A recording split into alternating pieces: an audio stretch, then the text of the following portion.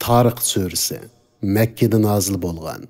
Jami 17 oyat. Nahayeti şefqatlik ve mehribon Allah'ның ismi bilen başlayman.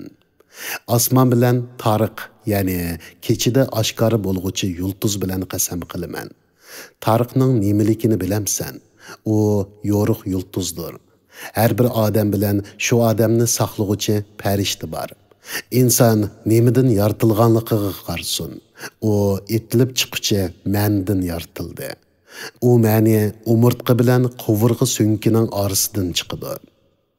Shak shubhisizki Allah uni asliga keltirishga, ya'ni tirildirishga qodirdir.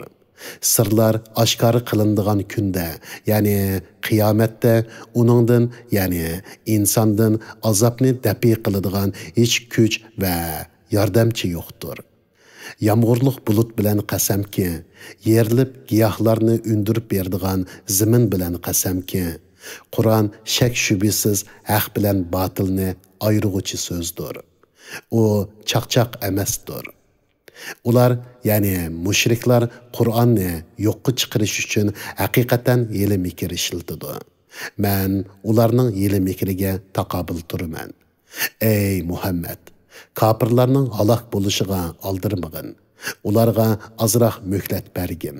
Uzoqqa qolmay ularga qandoq qilganligimni ko'rsan.